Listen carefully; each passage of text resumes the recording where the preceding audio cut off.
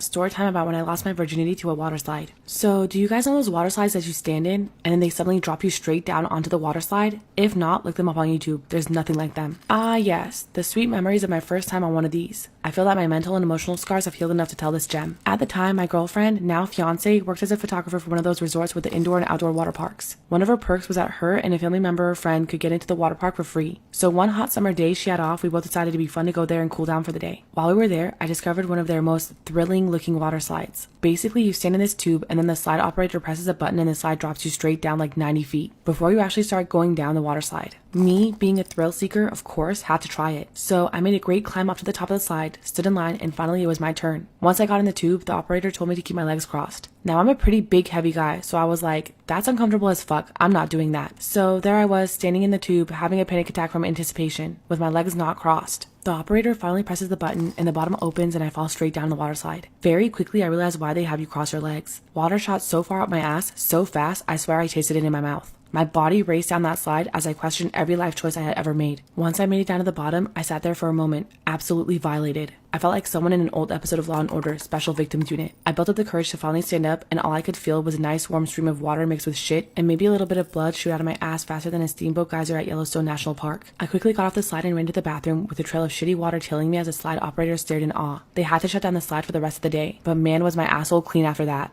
Story time about how my boyfriend sent me proof that he was cheating on me by mistake. My stupid, idiotic boyfriend is so dumb. Like, seriously dumb. We've been dating for 6 months and we met on a dating app. As soon as we became boyfriend and girlfriend, he introduced me to all of his friends. And one of his best friends happens to be a girl. A very, very good-looking girl. And no, I didn't even let it bother me because he told me he loved me and he liked me. And obviously, like, why wouldn't he just date her? But here's the thing. Every time I would hang out with her and my boyfriend, she would make it so obvious that she was competing for his attention. She would wear really short crop tops and show off all her cleavage. And if a big group of us went to a bar, she would make sure to get super drunk and make a scene. And anytime that she would get hit on by a guy, she would run to my boyfriend and tell her to save him. And he did everything she told him to. A few weeks ago, we were all at a house party and she made sure to only dance with him the entire night. Of course, this made me uncomfortable, so I started asking him questions. He denied everything profusely, so I just let it go. But a few days later, I get a screenshot that he obviously meant to send to one of his guy best friends about his girl best friend. And this screenshot was a picture that she had sent him, along with a few messages that they had sent each other. He told her that she looked hot in the picture and that she was hoping I would break up with him soon. What more proof did I need? In the screenshot that he sent me by mistake, I read the messages between him and his girl best friend. And the last message was her asking him, so when are you gonna break up with her to be with me? Mind you, my boyfriend and I have been together for 6 months. We had already talked about getting an apartment together and I didn't see this coming whatsoever. So here's what I did. I took a screenshot of the screenshot he sent me and I sent it back to him. When I saw that he read it, he didn't say anything. So instead I tried to call him. Guess what?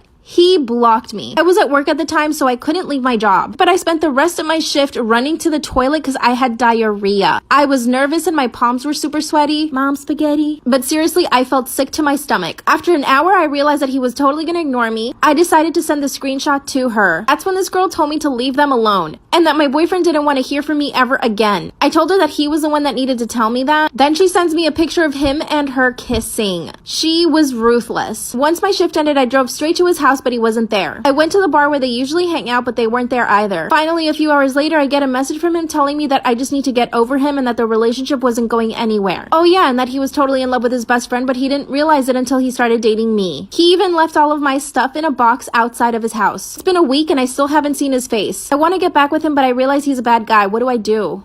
My 22 female boyfriend, 25 male, is hiding all of my stuff. And I have no idea why. My boyfriend of 5 months just moved in with me 3 weeks ago. He had some problems with his apartment, damp walls, and has to be renovated. As my roommate is currently spending some time abroad, I told him it would be okay if he stayed at my place for 4 to 6 weeks. He'll be able to move back to his own apartment by that time. So now we've been living together for 3 weeks and things started out great. Jealousy had been a bit of a problem between us because we often go out separately, probably once a week, but coming home to the same apartment helped him get over that. Interesting. But there has been one new problem. Now, this may seem petty at first, but I'm really at my wit's end with this one. Ever since he moved in with me, things started disappearing and then reappearing one day later in the same place they were missing from. I'm talking about documents, small household items, and food. And it's not like losing keys and then finding them again somewhere. I specifically look for something in a certain place where it isn't, but it's there the next day. For example, I like to take a chocolate bar with me to work in the morning, and for that, I normally have a pack of chocolate bars at home. Shortly after he moved in with me, I woke up to find all the chocolate was gone. I asked him about it. He said he didn't know anything about it. I came home just to find the chocolate bars are in the cupboard again. I asked him. He says he doesn't know anything about it. Quote, maybe you just didn't see them in the morning. We're talking about a large pack with about 12 chocolate bars. How can I not see that? At first, I thought it was maybe some kind of strange humor, but he seems angry when I bring it up. And it's starting to really piss me off because sometimes it's been items belonging to one of my friends that I wanted to give back to them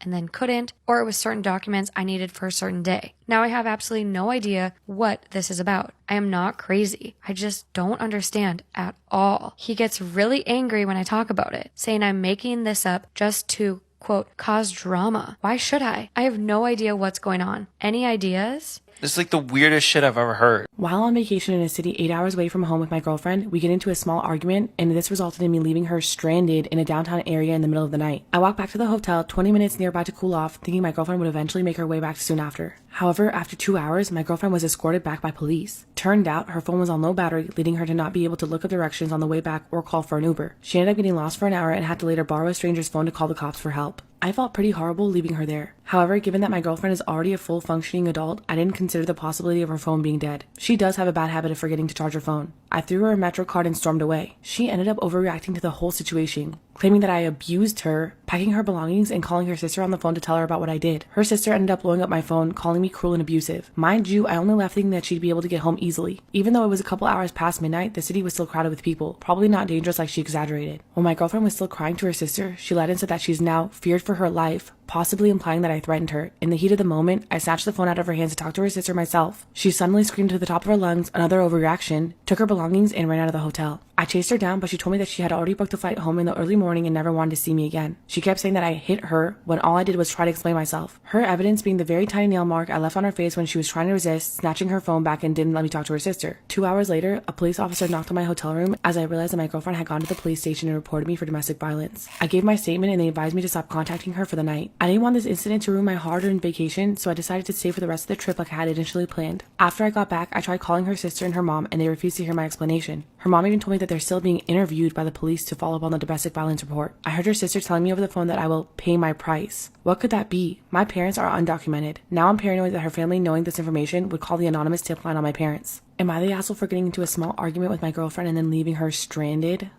Storytime of how my parents forced me to marry a 40-year-old man when I was 14, but most people from my country, it is called arranged marriage, and it happened to a lot of girls. My family was poor, but the guy I was marrying had a lot of money and promised to take care of me and my family. He also had a 6-year-old son, but he didn't like me. I had met him once before when my mother introduced him to us. She allowed me to stay with him alone. He was very touchy. He told me I was very beautiful and would spoil me because pretty girls like me deserve pretty things. After he left, I told my parents that I was scared to marry him and that I'll do more housework and I'll take care of my other little sisters. My father yelled at me and told me no. So the next week, I went throughout the whole wedding crying.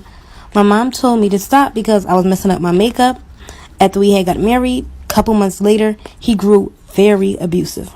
Part 2 will be up next. This is part 2 of how my parents forced me to marry a 40-year-old man and I was 14. So we got married and a couple months into the relationship, he became abusive. Whenever my food tasted nasty or something wasn't clean right, he called me a lazy wife and told me I was no good and he should have married someone else.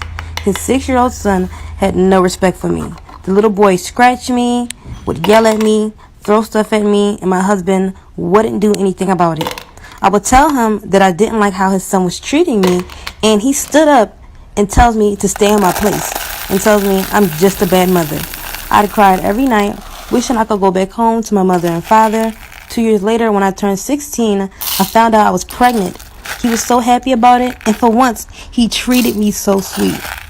He would cook for me, clean, and told his son to be nice because his little brother was in there.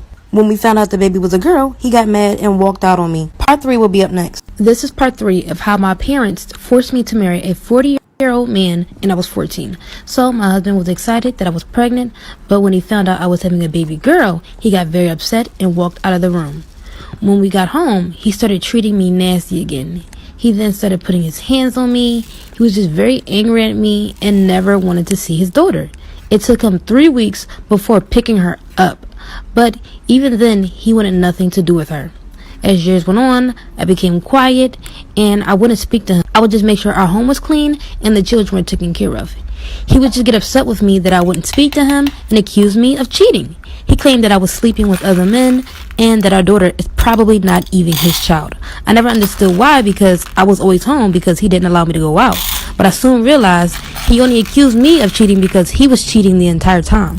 Part 4 is coming up soon. This is part 4 of how my parents forced me to marry a 40-year-old man and I was 14. My husband would always accuse me of cheating, but I found out he only accused me because he was cheating on me the entire time. Ended up finding out because his son told me.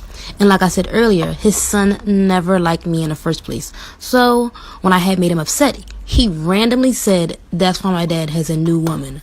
I was off about it, so I went to ask my husband about it, and he admitted to it. He was very blunt about it, and he told me it was because the lady tempted him. I believed him at the time, but as time grew on, I started to become very insecure.